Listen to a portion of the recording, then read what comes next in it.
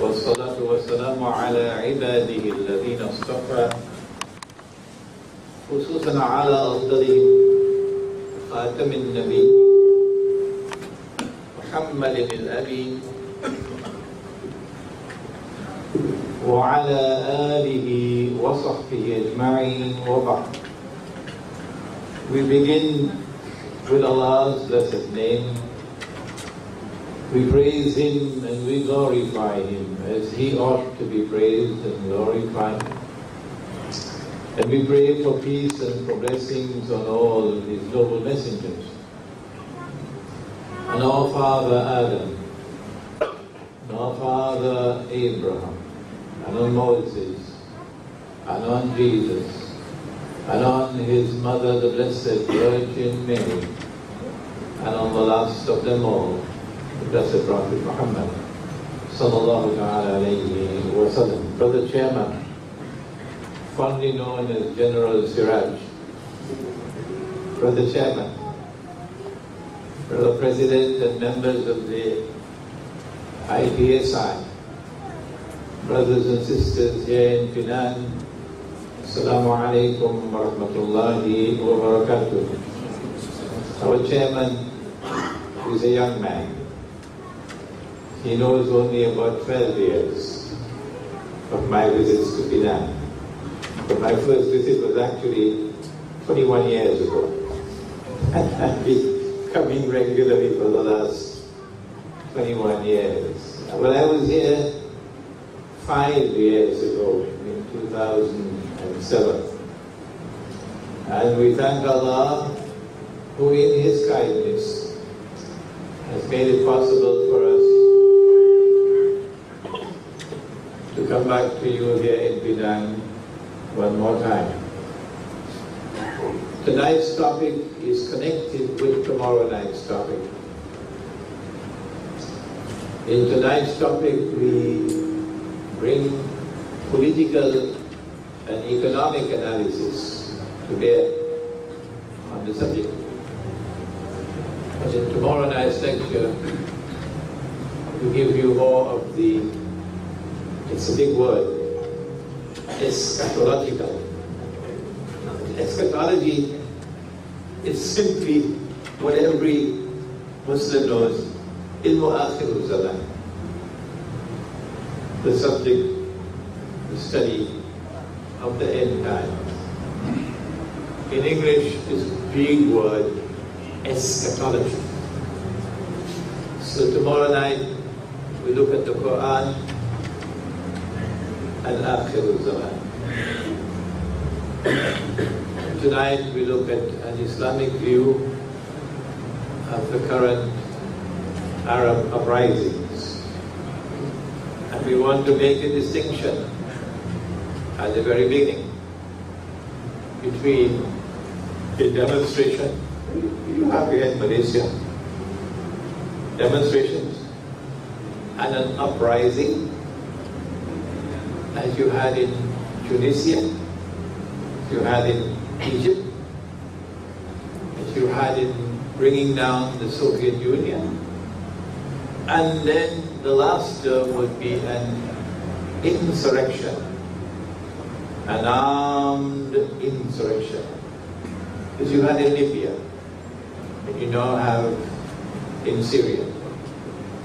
But all of these we have brought together in one term, uprisings. It would be only proper for us to locate the current Arab uprisings in a larger picture. Many other things are happening at the same time, not just the Arab uprisings. The US dollar is about to collapse. And when it collapses, it's going to bring down the world of paper money. And that is going to cause chaos in many parts of the world. It might even provoke riots in the United States of America. And do not be surprised if martial law is proclaimed in the United States. The Arab uprisings are taking place not only at a time when the US dollar is about to collapse, the US economy is about to collapse. Fundamental change taking place in the world of money, but also at a time when NATO, which we can now recognize to be a Zionist organization. The Zionist NATO is on the rampage. And it will not be long before we see an attack on Pakistan. The purpose being to destroy Pakistan's nuclear plants, nuclear weapons, and denuclearize Pakistan. Why? Because the world of Islam must not have any weapon that can pose a threat to Israel. Simple.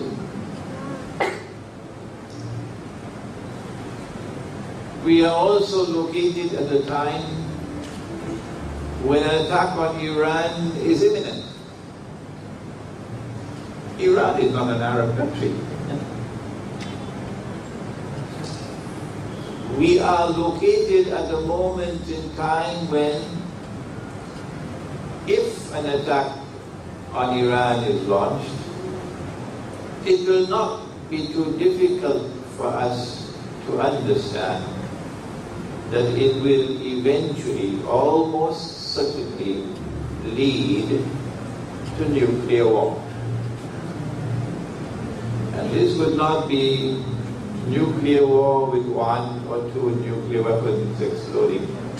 No, we're talking about nuclear war between the two giants, between the American-led alliance, which has NATO as its military arm, and the Russian-led alliance, which has China in support of Russia. And that nuclear war is going to bring about a substantial reduction in the population of North America and Europe, because the weapons are going to be directed basically towards these two areas, North America and Europe. And so the Arab uprisings are not taking place in a vacuum. And it is therefore necessary for us, even here in beautiful Penang, it is necessary for us to locate the bigger picture, to understand what's happening. 1 year ago, I gave my first lecture on this subject. It was in Cape Town, I believe, in March of last year. And then in April, I repeated the lecture several times in Malaysia, in Kuala Lumpur. And you may have viewed that lecture on YouTube. But tonight we revisit the subject to update our analysis. For at the time when we gave those lectures, the attack on Libya had not yet taken place. And the uprising in Syria had not as yet reached the state where it is today.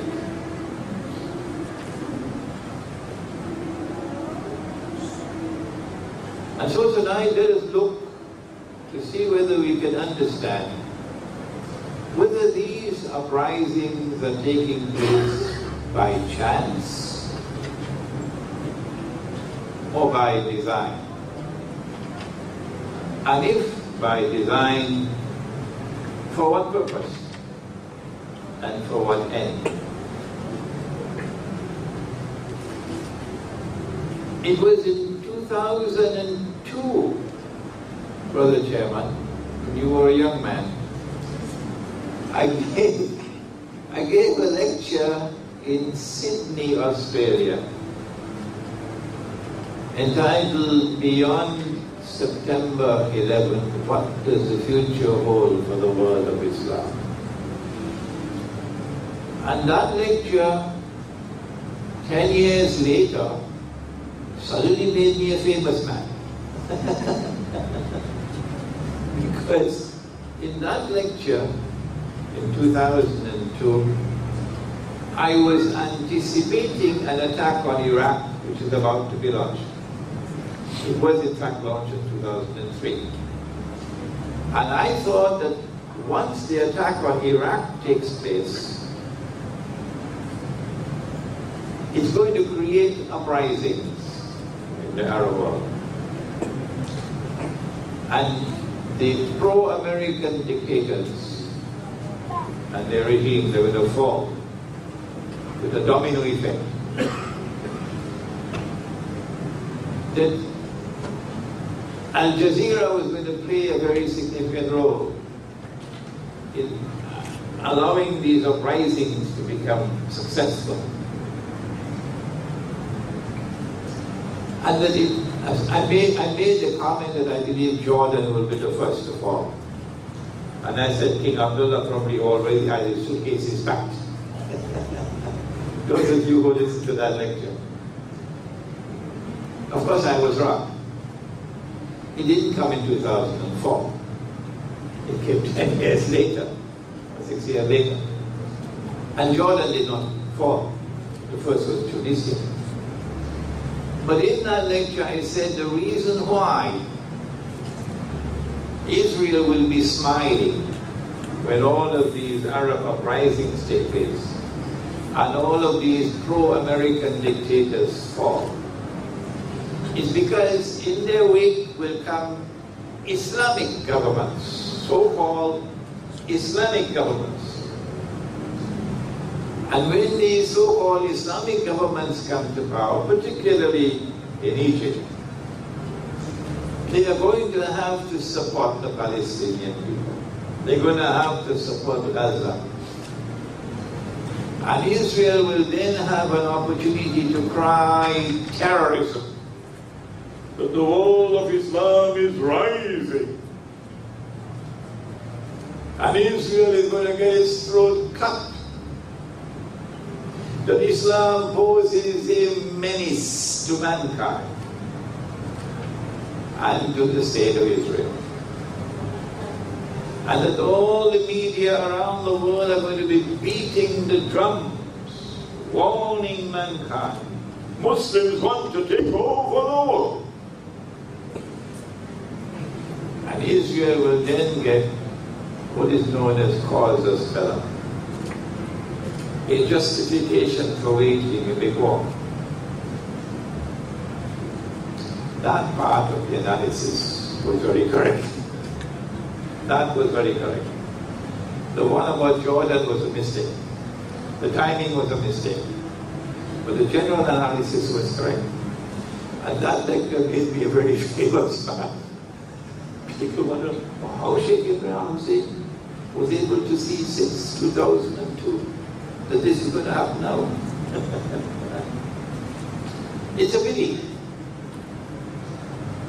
Because the Arabs themselves do not understand what is happening in the Arab world.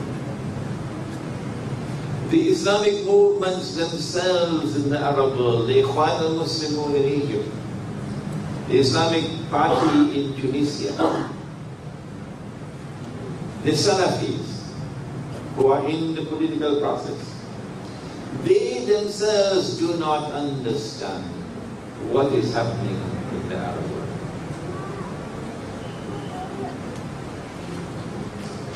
They have already succeeded in Tunisia. An uprising took place in Tunisia, and it was spontaneous. No one in their right head would say that Israel planned all of this. No. And the uprising reached a crescendo so quickly that the Tunisian dictator who had ruled for some 30 years or so eventually had to flee. How do we explain that Tunisian uprising? I do not have unlimited time tonight, so I'm going to have to cut some corners. We are very familiar in our part of the world, you don't have it here in Malaysia, with two seasons, a dry season with no rain and the rainy season with plenty rain. And in the dry season, we notice that the grass turns brown. And the grass at the side of the road, the heat causes bushfires. And these bushfires can spread. When there is no rain, the land becomes parched. And one simple spark can cause a big conflagration, which can burn down thousands and thousands of acres. That is what happened in Tunisia. No rain in Tunisia. The rain being riba being used to reduce the people to poverty and destitution. When I speak of the Jewish money lender, and I say that what he is doing is rotten, why should the Jew be annoyed with me? Didn't Shakespeare do the same thing in Merchant of Venice? Hasn't history also done the same thing in pointing to money lending as something like blood-sucking? All through history. Are you going to whitewash thousands of years of history in this modern age to make the bank respectable? No. Money lending, banking system, reduced the people to poverty. But that was not the only attack. It was also the paper money. You may have seen my book, The Gold Dinar and Silver Dirham, Islam and the Future of Money. I need to rewrite this book now because there's new analysis now. You take a piece of paper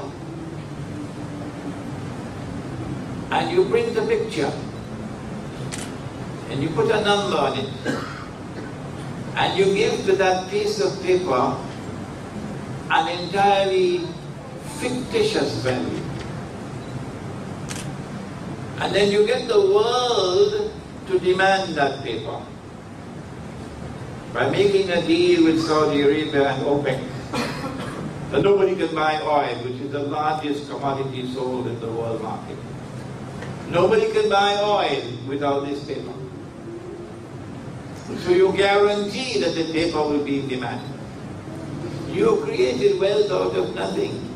Are you God? Only God can create wealth out of nothing. This is an act of shirk. I wish Kalantan could be here to listen to me today. This is an act of shirk.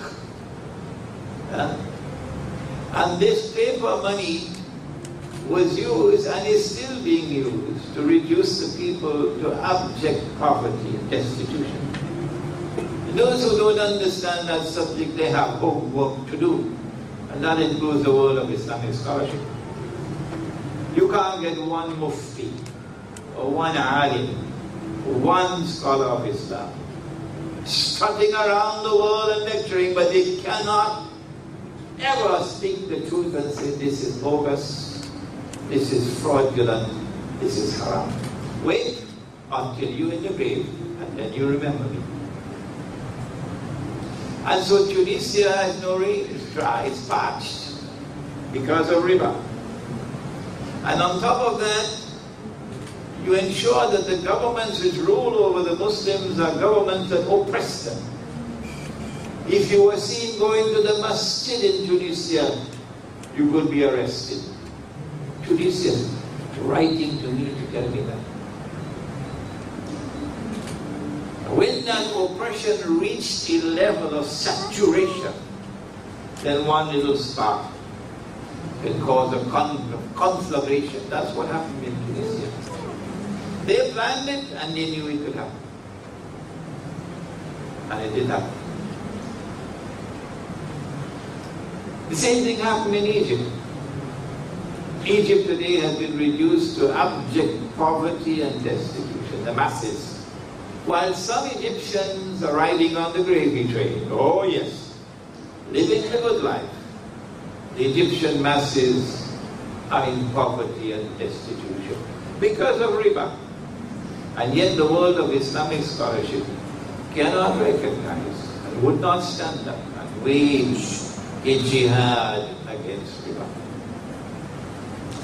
These two that occurred in Tunisia and in Egypt, I noticed that the Tunisian armed forces eventually backed out. And the Egyptian armed forces from day one adopted a soft policy. A suspiciously docile policy, the Egyptian armed forces. And so their head was cut off. And Zainul Abidin fled, and Hosni Mubarak fled. But guess what? The armed forces still remain in charge. The same Egyptian armed forces who prevented the Palestinians in Gaza 4 years ago, who were being slaughtered, and Egypt blocked the passageway, that you could not come into Egypt. And no supplies could go to them to help them. That same Egyptian armed forces still in control in Egypt. You can fool the others, you can't fool me. These were uprisings. And they have already fulfilled the purpose for which it was intended. And that is that after the uprisings take place, the armed forces will then announce elections. And I was able to recognize 6-8 months ago that these elections are going to result in runaway victory for the Islamic parties. And that's what Israel wants. And that's what the Egyptian armed forces want. And that's what happened. But in Libya it was different. In Libya, they planned an insurrection, and a huge amount of arms was secretly ferreted into Libya. Where could it have come from? Not from the air, not from the sea. It had to come from Egypt. It could not have come from Egypt without the knowledge of the Egyptian armed forces. And I suspect that the Egyptian armed forces were up to it in their neck in sending those arms over to Libya. And so that the Egyptian armed forces are part and parcel of the effort to bring about an insurrection in Libya. So who is the Egyptian armed forces working for? I see an uncanny link between the Egyptian armed forces and NATO, between the Egyptian armed forces and Israel. Because of these remarks I am not making now, I cannot travel to Egypt anymore. Even though there are large numbers of students of mine in Egypt begging me to come. But the truth has to be spoken, regardless of the price we have to pay. The Egyptian armed forces have played a significant role in bringing about the Libyan insurrection. And then NATO got the resolution to be passed in the Security Council. And the Russians were taken for a ride. And the Chinese were taken for a ride. Deceived. And once they got that Security Council resolution, then the insurrection could succeed. Without that, it could not have succeeded. No. So now NATO is bombing from the sky. Yes, of course, Gaddafi.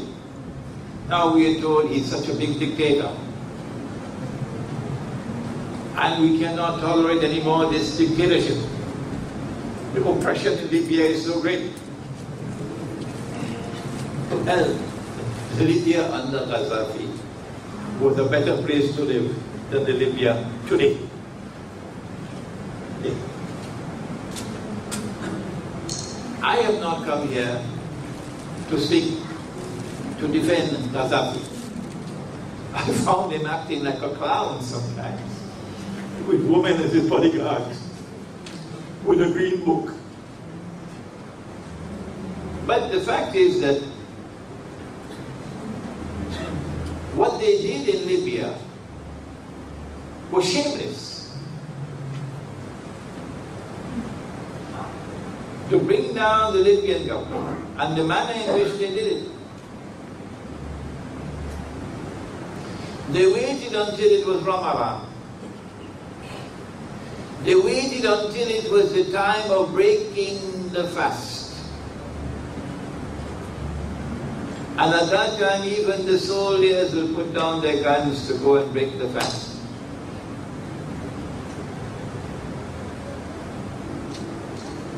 And these wicked people, and they will be punished for it one day.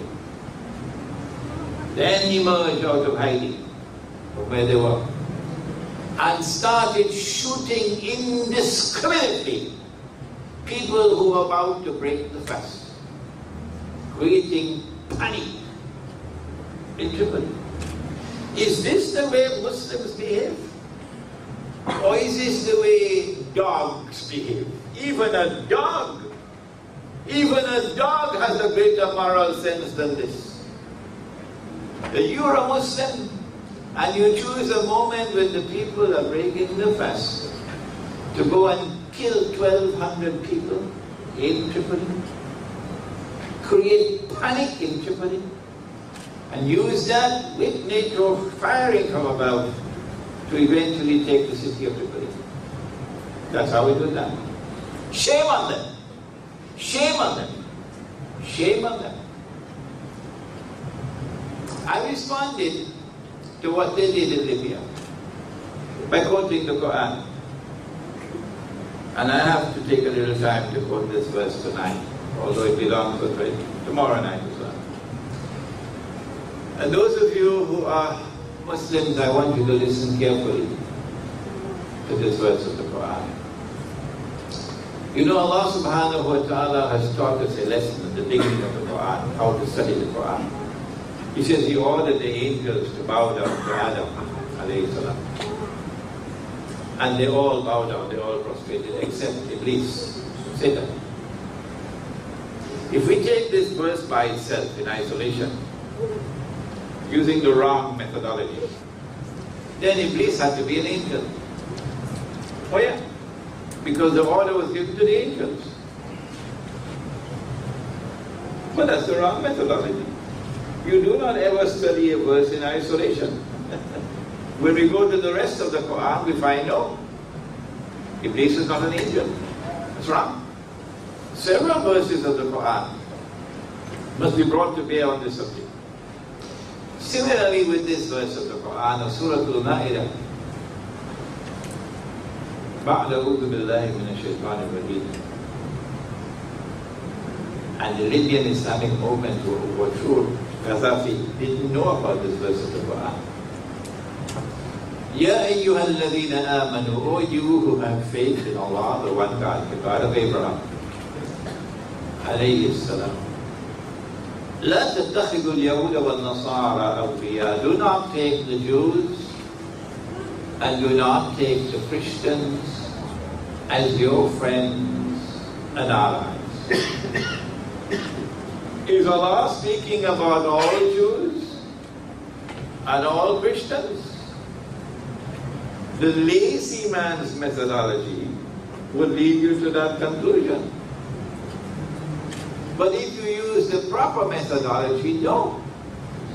Allah could not be speaking about all Jews and all Christians because of several verses of the Quran, which we do not have the time to bring before you tonight, maybe tomorrow night. Well then, if he's not talking about all Jews and all Christians, which Jews and which Christians? The answer lies in the words which follow.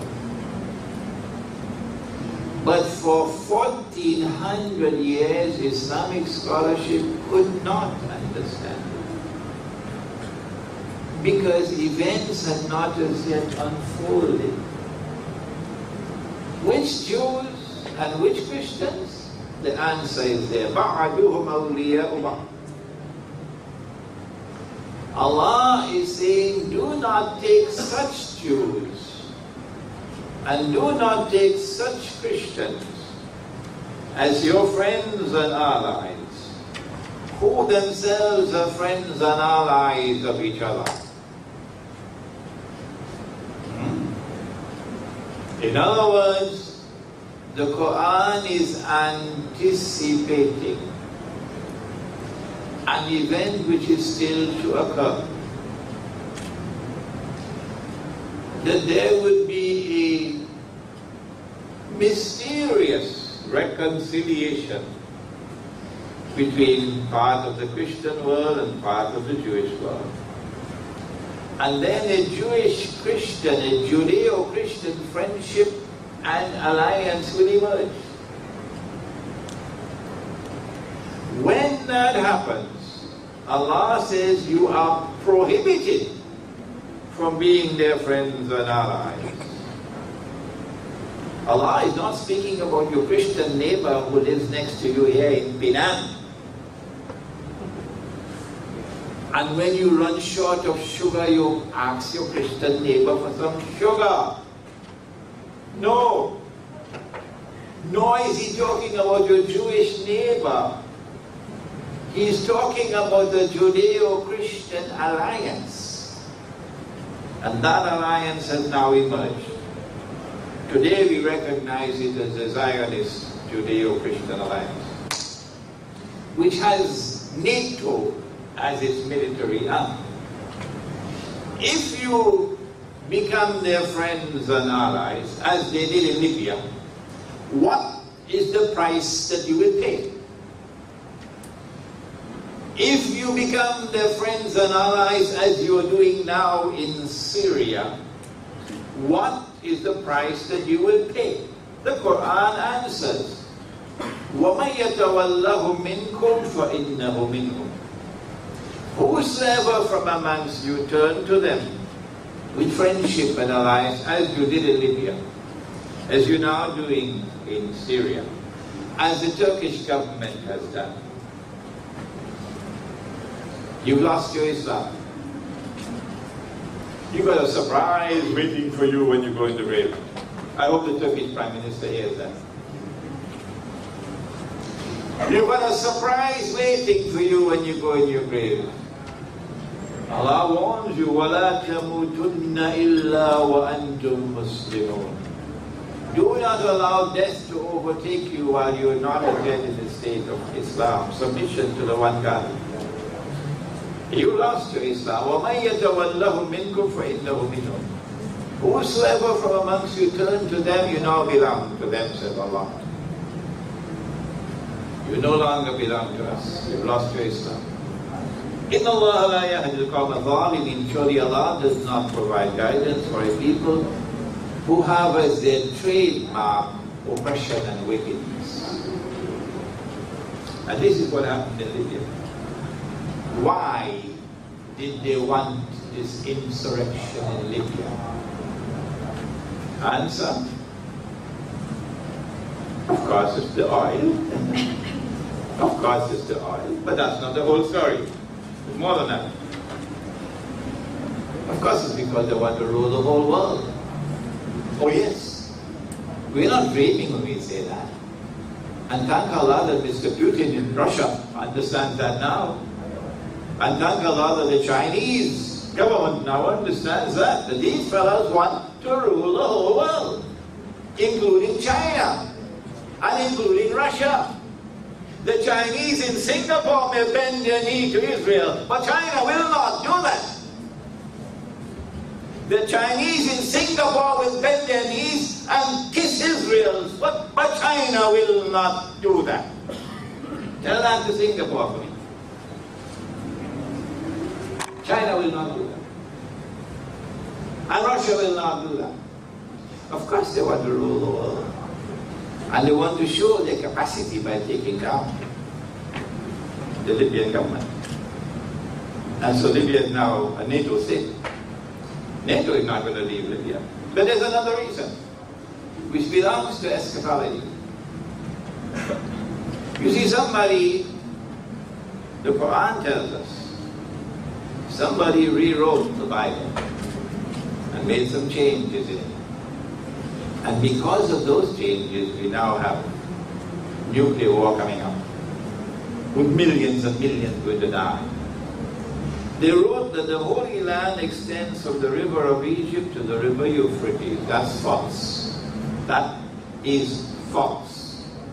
The Holy Land does not extend from the river of Egypt to the river Euphrates. That is false.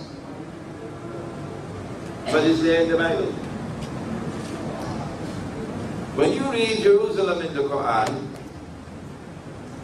we now have this book in Bahasa as well, Bahasa Malayu. Then you'll understand why they made that change in the Bible.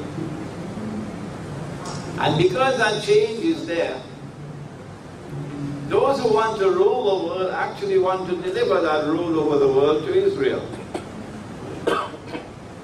So that a man can rule over Israel tomorrow, and from Israel rule over the world.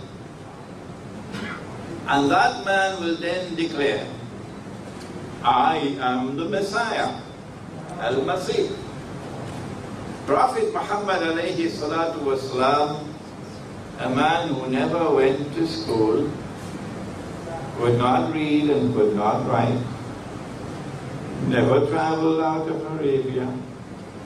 That man in the desert described to us 1400 years ago, this man who will stand up in Jerusalem and declare, I am the Messiah. But of course he would not be the Messiah. The Messiah will be the son of a virgin woman. The Messiah is Jesus, the son of Mary. But this man will claim to be the Messiah. The Christians know him as the Antichrist, and we know him as Dajjal, the false Messiah. In order for him to convince the Jews that he is indeed the Messiah, not only must Israel become the ruling state of the world, and therefore the United States has to be brought down. Before I end, I hope I have time to show you what possible military strategy Israel has to bring down the United States. Remind me, maybe in the question and answer session. But in addition, because of what is in the Bible, the territory of the state of Israel will have to expand to encompass all of that territory from the river Nile to the river Euphrates. You cannot do that with only an attack from the air or with naval bombardment. You got to bring in land troops to take the eastern delta of Egypt. And so Israel is planning a war on Egypt in order to seize this territory, because the Bible says it belongs to Israel. All the diplomatic missions in Cairo are located on the east bank of the river Nile. except the Israeli embassy. The Israeli embassy is located on the west bank of the River Nile. Why? Because Israel recognizes the east bank as Israeli territory. That's why. If you have to launch an attack on Egypt, then you have to bring in ground troops not only from Israel but also from the east. And that's why you need NATO in Libya. So it's not just the oil, it's more than that. It's so that when the time comes, they'll be able to attack Egypt from both sides. But the foolish, and that's the kindest word I could think of, the foolish so-called Islamic warriors who went about bringing down the Libyan government didn't know that they were playing into the Zionist hands and that they have a terrible punishment awaiting them when they stand before Allah on Judgment Day. Syria is a far more complex case. We don't have the time to look at Libya and Yemen, nor do we have the time tonight to look at Bahrain, which is a very, very interesting case, Bahrain, because I want to spend some time on Syria and lay the foundation tonight for the analysis we should conduct tomorrow on Islamic eschatology from the Quran.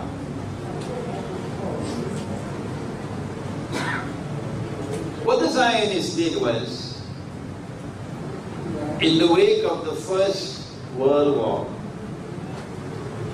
the Treaty of Versailles, to break up the Ottoman Islamic Empire and to bring some territories under French control and some under British. So Egypt went to Britain, and Jordan went to Britain, and Iraq went to Britain. That's a large part of it. But Lebanon went to France, and Syria went to France.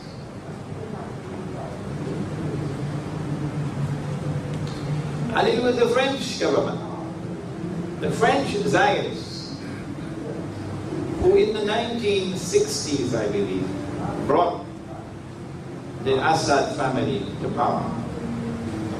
And the Alawi, who are a small sect, breakaway sect from the Shia, who, if I'm wrong, please correct me, believe that Ali radiallahu ta'ala anhu is divine, which is nonsense, but this is what they believe. Yet this breakaway sect, which constitute about 12% of the population, seized his power in a military coup d'etat supported by France. And Hafiz al-Assad becomes the ruler.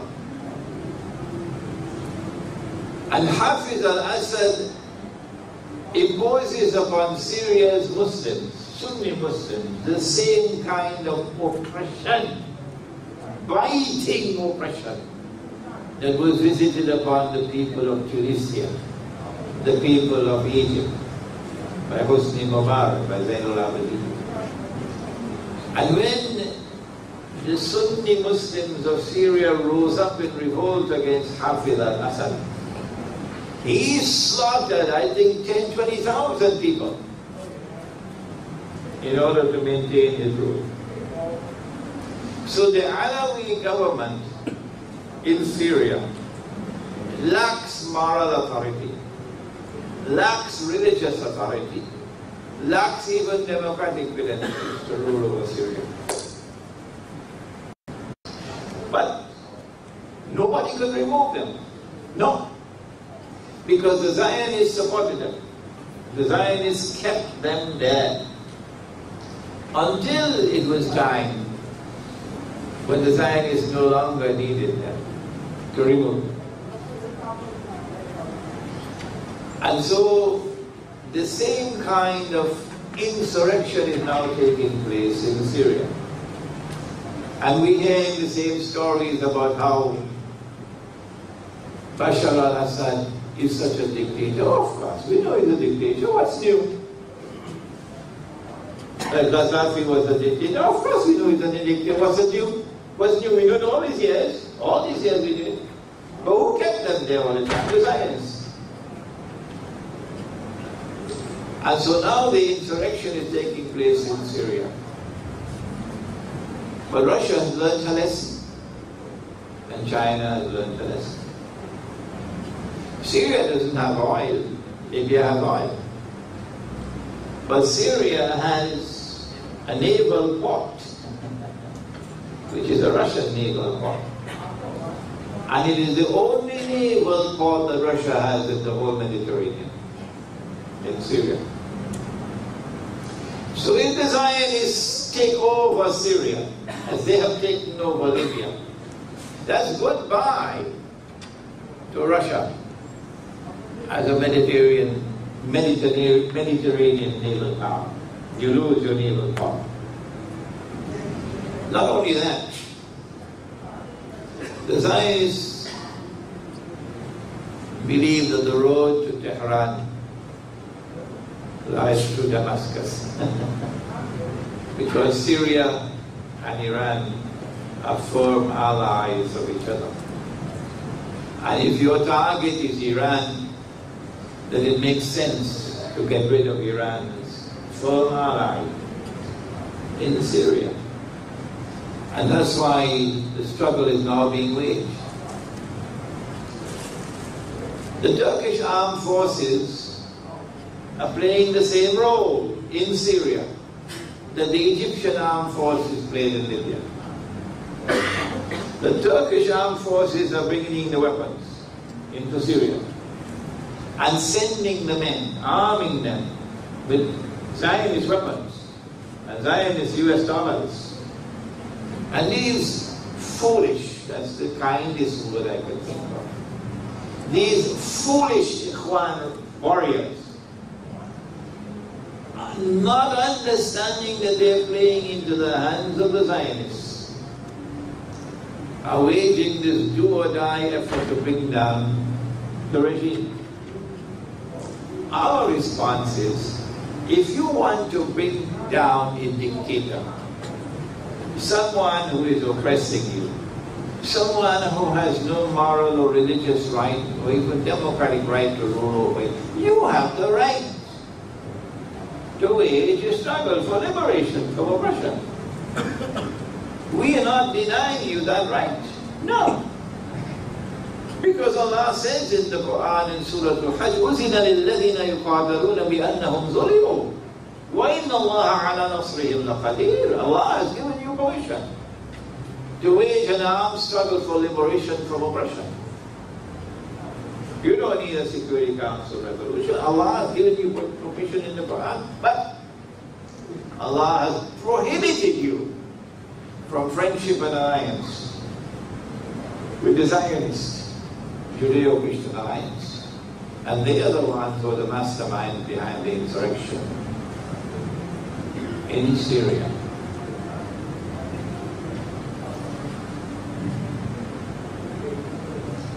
What's going to happen? We know what happened in Libya. The answer is, there's a word in English called attrition. You chip and you chip and you chip and you chip until eventually the tree will fall. So the Syrian regime cannot last forever. No. If you continue this infiltration of armed warriors into Syria constantly, to this side, to this side, to that side, supporting them with state-of-the-art weaponry, and with all the money that they need, eventually the Syrian government will fall. And when that happens, Syria is going to become another Zionist-controlled state.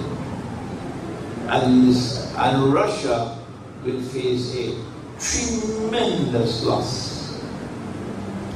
This is why both Russia and China vetoed the recent Security Council resolution. Well then, what possible solution could there be if we are to prevent Syria or save Syria from becoming another Zionist controlled state? There are those, maybe you have some sitting right here in this gathering, who are only too happy for Bashar Assad to go, and they don't care what comes after. We just want him to go. But we understand that the fall of the Bashar regime at this time will lead to the same result as in Libya. And so Syria will become another NATO state. What possible solution there can be? We have suggested that the Sunni majority Muslims of Syria, through their ulama, did the Prophet not say, sallallahu ta'ala alayhi wa sallam, Allahumma barik lana fi shamina wa yamanina. Oh Allah, grant blessings for us in our Sham and our Yemen. The answer is that this majority Sunni Muslims of Syria, who are not willing to make friendship and alliance with the Zionists, they are the ones who must approach Russia. And they are the ones who must impress upon Russia that you can bring about regime change in Syria. And Bashar Assad probably will be only too happy to step down. And a Sunni regime will take over, which will maintain friendship and alliance with Russia and with Iran. In order for that to take place, and for the slaughter and the oppression to end, that's what we want. But they don't want that. No. They want Syria to become another Zionist state. That's what they want. In order for that to take place, you must have your ulama. And that's what we don't have today. I'm so sorry to say. We do not have the ulama of Islam who have the knowledge and the insight to be able to offer this kind of guidance. When we meet tomorrow night, we're going to look to see a deeper analysis of the big picture. We focus on the uprisings and the insurrections, but we've only touched on the big picture. We mentioned about the US dollar. We've mentioned about nuclear war and these things. But that bigger picture has to be expressed in greater detail. And we need from the Quran and from the Hadith. Let me give you one example before we end.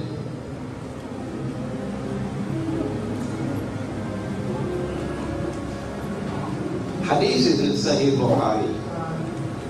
I'm sure you must have heard it. Nabi Muhammad alayhi salatu wasalam said that the river Euphrates, which is in Iraq, will uncover a mountain of gold. But the believers must not touch it.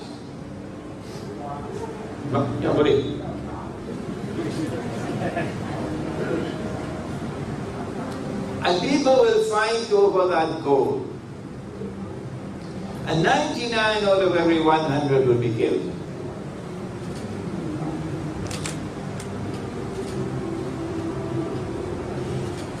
We never understood this hadith. We never understood this hadith. Until now. Until now. Praise be to Allah. The Salafi is a man who wants to live the way of life of the early Muslims. And Nabi Muhammad said about those early Muslims, they are the best. So the Salafi wants to replicate the way of life of the best Muslim. What's wrong with that? If you are Salafi, you should be walking in the footsteps of the companions and the Aslaf. You should be the model Muslim. But the Salafi make a mistake in the methodology. And when I offer the criticism, I do not do so in any vindictive, spiteful way. I'm not waging war. You're my brothers. So if I'm not waging war on you, why should you wage war on me? Huh? It's rather foolish. But this is knowledge. And in the world of knowledge, I have the right to offer a critical comment. That's my right. The Salafi says that there is no new knowledge in Islam. Everything that has to be interpreted has already been interpreted either by Allah or His Messenger or by the Islam. And since the Hadith says that a mountain of gold is going to come out of the river, that is what we're waiting for. A mountain of the metal is going to come out of the river. And when that happens, we are not allowed to touch that gold. But did the Prophet not say, sallallahu alayhi wa sallam? Did he not say, ittaqu firasat al-mu'min, فَإِنَّهُ يَنْظُرُ بِنُورِ اللَّهِ? Fear the firasa, the wisdom based on internal, intuitive, spiritual insight of the believer, because when he sees with more than a PhD from USM. He sees with the nur of Allah. And if he is seeing with the nur of Allah, will new knowledge not come? And so we say the mountain is not an actual mountain. The word mountain symbolizes a very large quantity. And we say the gold is going to come out of the river, has already come. It's not the metal, but it is something that's going to come out from under the river, which will function as gold. And therefore it is oil. The oil has come out from underneath the river, and the entire basin. All the oil of Saudi Arabia is right there, this side by the sea. Kuwait, Abu Dhabi, Iran, all of it right there, by the river Euphrates. So we say it is oil. And we say that mountain of gold has already come, the oil is already here. And we say that there are two reasons why He does not want us to touch that oil.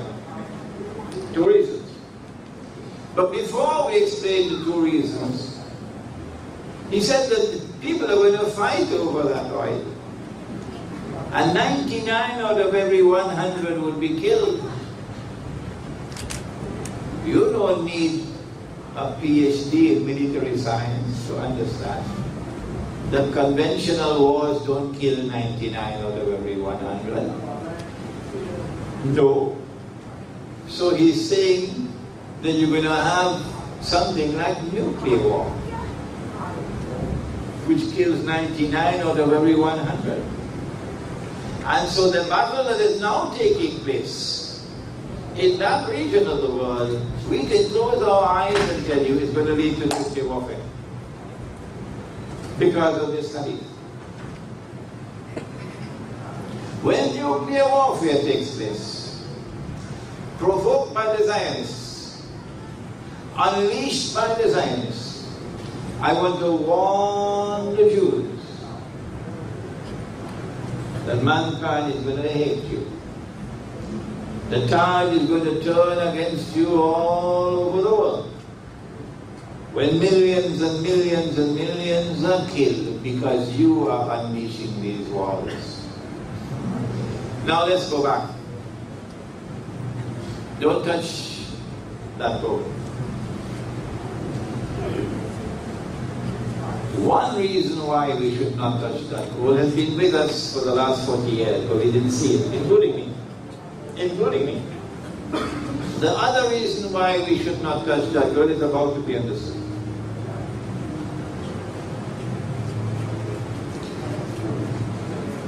They don't teach the subject in the Darul Uloom. So our ulama have no knowledge of this subject. International monetary economics. In 1944, at Bretton Woods, the Zionists were able to pull off a magnificent victory in the creation of a new international monetary system in which only one paper money, only one, would function as a check that you can cash. A paper note is like a check. I owe you some money, so I write out a statement and I sign. It's a legal document, provided I can cash it. It's valid, it's halal. So the US dollar was chosen. And the US dollar was convertible into gold at $35 for 1 ounce. International law required the United States to change US dollars to gold, $35 an ounce. The problem was only governments could change. People could not. So that was 99% haram. Only 1% halal. But nobody went to Uncle Sam to change the dollars for gold. Until in 1971, I think it was Britain that did it, or France, one or the other. And the United States knew that the game was up. We didn't have enough gold for all the paper we printed. It's like writing checks and you don't have the money in your account. You go to jail for that.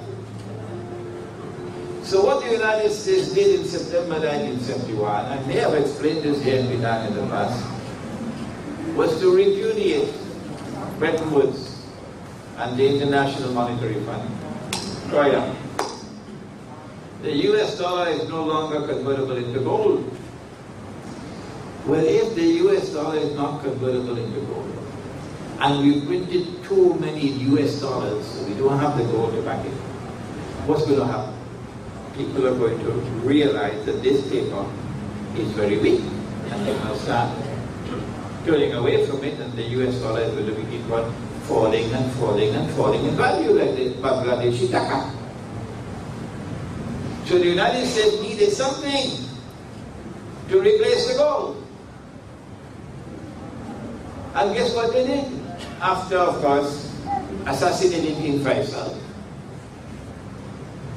In 1975, just after Faisal was assassinated, and the Saudis learned their lesson, you don't step on Uncle Sam's toes anymore. The Saudis agreed. And then they got the rest of the Arab producing countries to agree that we're going to use oil as gold. Meaning, nobody can buy oil without paying for it with US dollars. So whereas the US dollar had a backing of gold before, it's now backed by oil. Since 1975. And so the US dollar became known since 1975 as the petrodollar. This is the hadith. But nobody could understand it until today. If we had understood this hadith, no Muslim with love for Muhammad alayhi salatu wasalam would ever touch a US dollar. Because he said the believers must not touch it. If we had understood this hadith, no Muslim would have touched the US dollar. And then we could have recognized the Saudis for what they are, traitors. Saudi Arabia today is Israel's most strategic ally in the world. And the Saudis and the Israelis are working together to bring down Uncle Sam. Oh yes, that's what's happening now. So that's the first reason why he said don't touch that gold. The second reason we're about to understand now. The second reason is coming now. Don't touch that. Oil. What they did was, the Zionists, wherever in the world oil was discovered, they wanted to control it. They must have control over it. So when Dr. Muhammad Masadik, I'm taking too much time, only a few more minutes, nationalized Iranian oil in 1952, the CIA organized a coup d'etat to bring it down so they could recover control over the oil.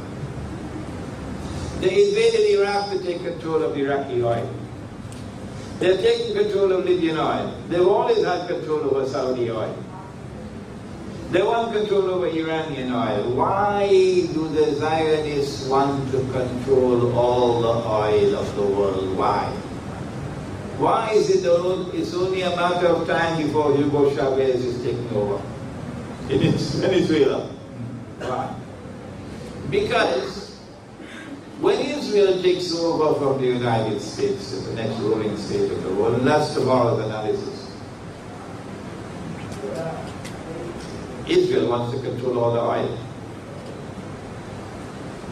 And when the US dollar collapses and brings down all the rest of the money in the world with it, not so much the hard currency like the Singapore dollar and the Australian dollar, but the Bangladeshi taka, the Pakistani rupee and the Indonesian rupee and the Egyptian pound and so on, and the Turkish lira, then suddenly all of these masses of people are going to be much poorer than they already are. With the collapse of money. Your Pakistani rupee will be falling in value so fast that one loaf of bread will change price 4 times during the day. It has happened many times in history. Runaway inflation. If we were not using this bogus, fraudulent, haram paper money, we'd never know inflation. Not with gold and silver. And so now you are much poorer than you were before. But the price of oil has gone up 4, 5, 10 times. And Israel controls the oil. But you need the oil. Because you walked into the trap. Blind, because you didn't have ulama. No. Your Darul Ulooms were not producing ulama. And so you walked into the trap. Your entire transportation system now is dependent on oil. Everything that moves is dependent on oil except bicycle. Thank Allah, finance still has some bicycle rickshaws. Your agriculture is dependent on oil, fertilizers. Your manufacturing is dependent on oil, your factories. So if you don't have oil, you're going to have riots. If you do not have oil, you're going to have riots. You don't have the money to buy the oil. Beyond your reach. Well then what are you going to do? You're trapped. You're going to have to bow down and worship Dajjal. That's the price you'll have to pay. When you bow down and worship Dajjal, then you will extend diplomatic recognition to Israel. And you'll have an Israeli diplomatic embassy in Kuala Lumpur. And the Israeli ambassador will be sitting very comfortably in Kuala Lumpur eating satay. Oh yes, that's why he said, don't touch the boat. We are now trapped and there is no way out. And the reason why we are trapped and there is no way out is because we didn't have ulama who could understand the world of politics. and the world of economics. I've taken up now an hour and a quarter of your time. I don't want to take any more time. What I've done tonight is to update my analysis of the Arab uprising and to point out that the purpose, the goal, is to bring down these governments and replace them with so-called Islamic governments. So that these so-called Islamic governments will then extend greater support to the Palestinians, to Gaza. So that Israel will be able to cry wolf, that Islam is rising in the world and Islam constitutes a menace to mankind. And Islam poses a threat to Israel. And so Israel will have a justification for waging the big wars that Israel wants to wage, and without which Israel cannot replace the United States as the next ruling state in the world, and without which Israel cannot rule the world. We pray that Allah subhanahu wa ta'ala may provide us with the know, with which to be able to see and understand the world in which we live today, to recognize and penetrate its reality, and to find in Allah's guidance that with which we can respond in a manner that Allah will approve of. ربنا تقبل منا إنك أنت السميع العليم وتب علينا يا مولانا إنك أنت التواب الرحيم برحمتك يا أرحم الراحمين. Once again, our